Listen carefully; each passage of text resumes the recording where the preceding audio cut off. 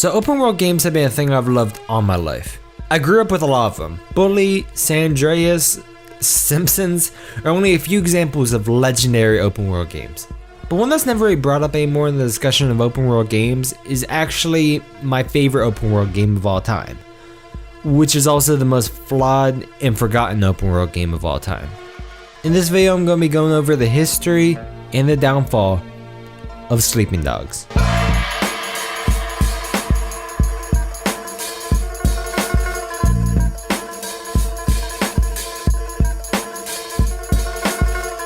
Sleeping Dogs has always had a special place in my heart. I've been playing it since it came out almost 10 years ago. I've beat it more times than I can count, but even before I beat it, I just remember being some 9-year-old boy at my dad's house playing it on my 360 that didn't even have Xbox Live, just speeding through the streets, and that's it. I never even beat the story at that time. I just spent hours on end just speeding through the streets of Sleeping Dogs. I had GTA and I had a bunch of games similar to that, but I don't know what it was, but this single game just caught my young mind.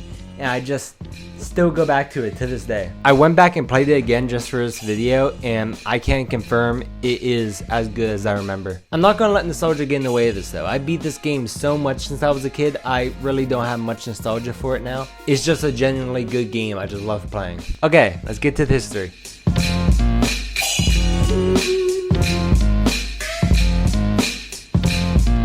Sleeping Dogs is a GTA-style open-world game following the main character Wei Shen, who is a Chinese-American undercover police officer. He was raised in Hong Kong by his mother Margaret Shen and his father, who left him early on. He also grew up with Mimi, his older sister. At the age of 10, his family moved to San Francisco to try to help with Mimi's drug habits she got while in Hong Kong.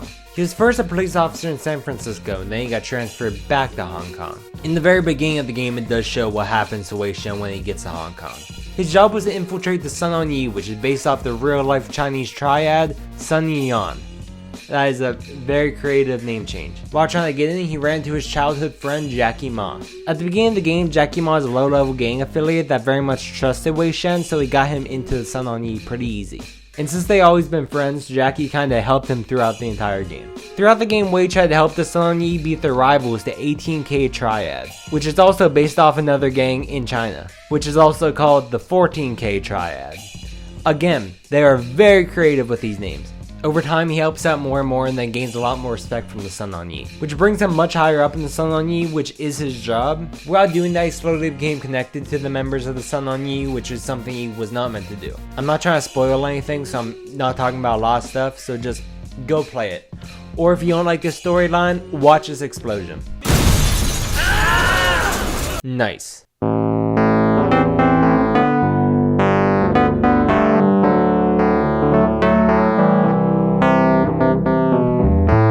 Now, the creation of Sleeping Dogs is complicated. It went through a lot of changes, which we will come back to later. It's always been known it was going to be a true crime style game, but took them a while to fully realize how exactly they were going to do that. The team developing, United Front Games, only consisted of 10 people at the time, so it was a pretty small team working on the game at the beginning. At the beginning of the game's creation, it was called Black Lotus, and it was taking inspiration from crime shows at HBO at the time. Now, this was a pretty big thing they were doing, because before this, most true crime games weren't selling very well, and it was slowly disappearing, so they wanted to make this one good. Wanted to make this one stick out among the other one-and-done games in the genre. After about a year of production, Activision pitched the idea of making Black Lotus a part of the true crime game series, which makes sense because the series does go to different places each time. First LA and then New York, and surprisingly the pitch worked. In 2009, Activision did its first reveal of the game, calling it simply True Crime Hong Kong. There's always been a desire to reboot the franchise, but it was just waiting for the perfect time or opportunity to do it. And so when we found the perfect location, we found the perfect developer, and we found the perfect story, we thought, okay, no time like the present to get it done. There's North Point, for example, is modeled very much after Mongkok, which is actually more on the mainland, outside of Hong Kong proper. But it has a lot of alleyways, it has a lot of night markets, and so there's a lot of foot chase scenes through there where you have to, use the crowd dodging mechanic, to get through. Things can get very congested, and you have to have your wits about you, how to get there. Whereas if you head to Central, for example, the roads are a lot wider, they're a lot wider open. And, so choice of vehicle-wise, in North Point, you might use the motorbike, whereas in Central, you might use a car, to get around. So down by the docks, for example, there's a lot of waterfront gameplay, so boats come into play. We have chases across boats, like in the harbor. So it's very varied depending on where you go. Now, if you look at them side by side, you can definitely see how it turned into Sleeping Dogs. This single mission alone is actually one of the first missions in the game, and by looking at the gameplay, it looks almost identical. Now, this game was basically finished at the time. It had an official release date in 2010, but as we know, the game never came out like that. Just a year later, True Crime Hong Kong was officially cancelled by Activision, which did leave a lot of game fans upset for valid reasons. They hyped up this game at E3 for thousands just for it to be cancelled. The main reason it was cancelled was because of budget and development delays. In the words of Hirschberg himself, the increase in budget and subsequent delays meant the game would have to be a pretty incredible success for Activision to be an acceptable return on investment. Due to competition from other upcoming titles like Grand Theft Auto and Red Dead Redemption, Activision's view was True Crime Hong Kong was not at the level of quality that could compete. Sleeping Dogs were released in 2012, so a lot of stuff happened in that 1 year. In August of 2011, Square Enix acquired the publishing rights for Hong Kong True Crime, and they had basically everything done in it already. All they had to do was change minor details with the map, characters, stuff like that. Now, Square Enix had no rights to the True Crime game, so they had to change the name and rebrand. So they rebranded the game to, as we know and love, Sleeping Dogs.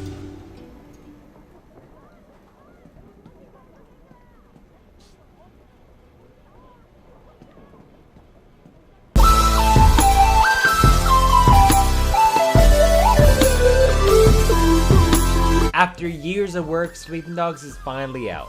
It was released on the PS3, Xbox 360, and PC on August 14th, 2012. And it got mostly positive reviews. A lot of people really enjoyed it, and they put a bunch of ads out online and on TV for it. It was actually the best-selling game of the week in the UK. And it got the 5th highest first week sales of any game released in 2012. Retaining its spot for the second week, it was actually the 20th best-selling game of 2012 in the UK. So hearing that, you probably think it's a hit, right? Nah. And that's when we get to the downfall of Sleeping Dogs. And to be honest, the downfall happened basically when it came out. Square Enix had huge expectations for this game, way bigger than you probably should going into a new game like this. Even though the game did do decently good for the first few weeks in the UK, that's really the height of its fame. It sold 1.5 million copies at the end of September 2012. That sounds like a good amount, but to put that into perspective, Two Murders sold 3.4 million and Hitman sold 3.6 million. And those are known as big failures. So that shows you how bad Sleeping Dogs did compared to a bunch of other failures. Sales dropped big time and they really did not get anywhere near what they wanted. They lost $67 million, and even though the players of the game loved it, it was pretty much known as a failure. Now, some of the reasons it failed.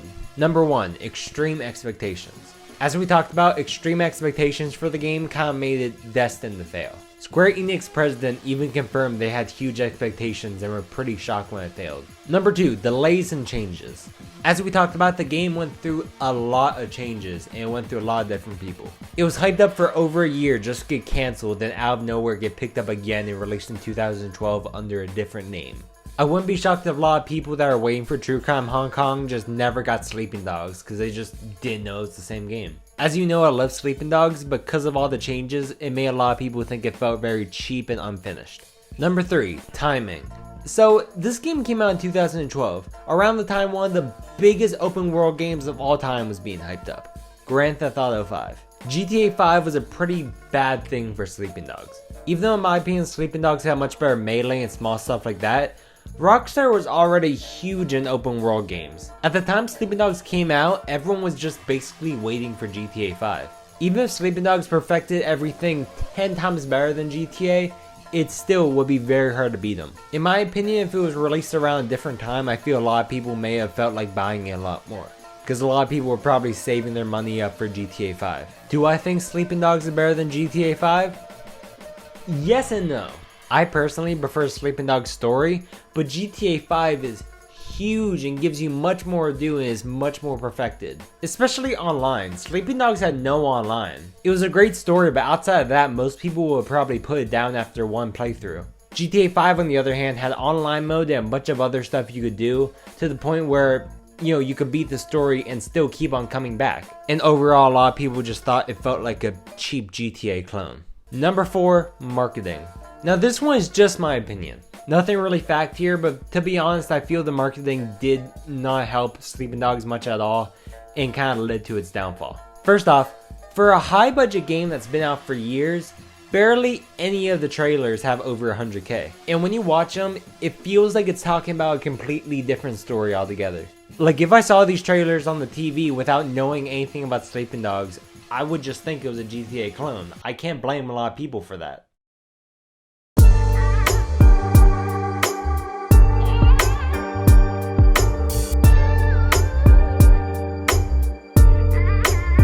So since the beginning of Sleeping Dogs, they planned on a sequel. If you played the game, you know the ending basically ended hinting that there was going to be a sequel. It was basically confirmed. But the game came out and it flopped. They lost millions, and even if they wanted to make a sequel, it would be basically impossible. The original idea for the sequel was it was going to take place right after the first game, still playing as Wei Shen, this time being joined by a conflicted, corrupt partner named Henry Fang, as they explored China's Pearl River megacity. And just like Hong Kong, this one's based off a real place. You'd be able to arrest basically any NPC, and it was going to be a storyline that's much more controlled by how you want to go. You would also be able to play as Inspector Jane Tang.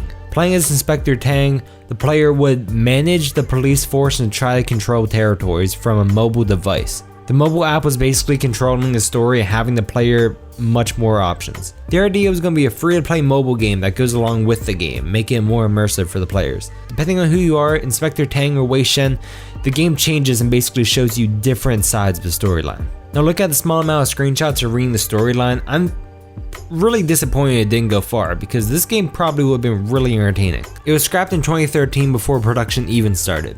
Now, there was actually a spin-off of Sleeping Dogs that was basically done and actually released for a short period as a beta, but it was never fully released. It was called Trial Wars. Taking place in the same Hong Kong map as Sleeping Dogs, it was basically a sandbox style game based off Sleeping Dogs, playing around with friends and customizable characters, stuff like that. The 18K are the oldest triad in Hong Kong.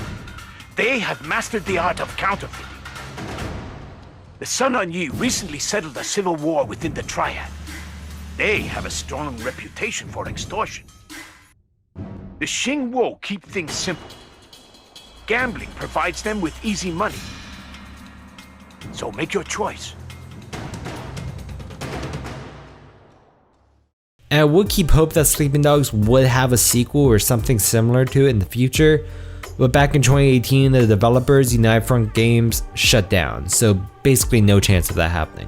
This doesn't mean nothing came after Sleeping Dogs though. They tried to keep this game alive for a while. Back in October 2014, they released Sleeping Dogs Definitive Edition. This version was basically the original game, but more updated and for newer consoles. Upgraded the graphics a bit, but alongside the original game on Definitive Edition, they released two kinda tiny stories for the game. The first one being Year of the Snake, which is a very short game that took place right after the original game. You play Wei being a cop doing a bunch of cop duties you're assigned, and then you come across a cult who predicted the apocalypse, and it's like a 30-minute long game, so I can't really say much without spoilers. The second short story mode was called Nightmare on North Point. In this story, there's a gangster by the name of Big Scar Wu, also known as Smiley Cat, getting his nickname because he died being thrown into a grinder at a cat food place. What's his story? The way I hear it, they chopped up the body and fed it into the grinder over the Smiley Cat food plant. Meow. You give a guy anything less than a proper burial, he's most likely coming back as a ghost. You turn him into cat food, that's pretty much guaranteed. Huh. So, what's with the nickname? I guess once he got down there, they changed his name. Maybe that's why he's so pissed off. Very good way of getting a nickname. He's unable to get to the afterlife, so the game consists of you trying to get Smiley into the afterlife. Very short game, took me maybe like an hour overall to finish it. When this game came out, there's actually conspiracy saying Smiley Cat and Jackie Ma were the same person. There's not really much on that though. They just reused Jackie's character model for Smiley Cat, and that was basically it. There's nothing necessarily wrong with these games. They don't line up with the plot that much, but I'd rather have these than them just kind of give up on the game right after it released and flopped. Now, you think that would be the end of it. It's been 9 years and they didn't make a sequel or anything after it. It would have just stopped. But nope.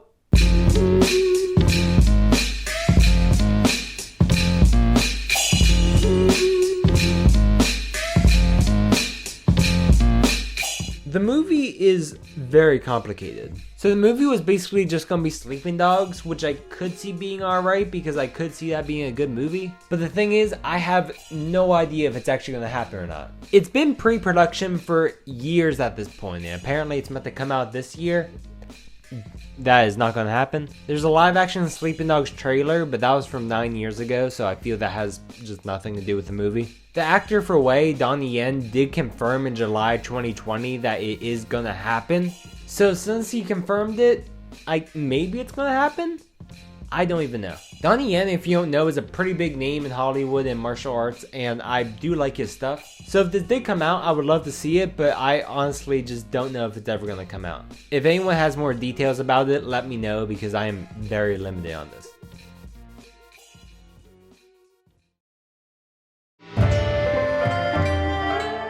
So that's basically all we got with Sleeping Dogs. A movie maybe in the works, and that's basically it. It sucks that they released it at such a worst time and messed up a lot. Because who knows, maybe if they did stuff a little bit different, Sleeping Dogs would actually be a series that's an actual competitor to stuff like Grand Theft Auto and huge games like that. It's not a perfect game by any means, but it's a game that's been in my heart since I was young, and I really just wanted to talk about it with you all.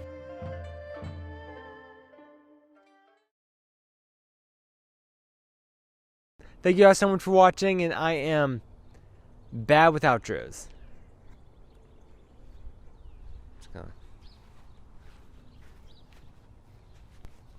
It's a long cord. It's good.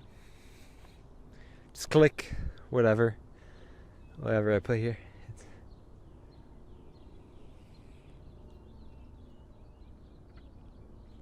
I hear a train.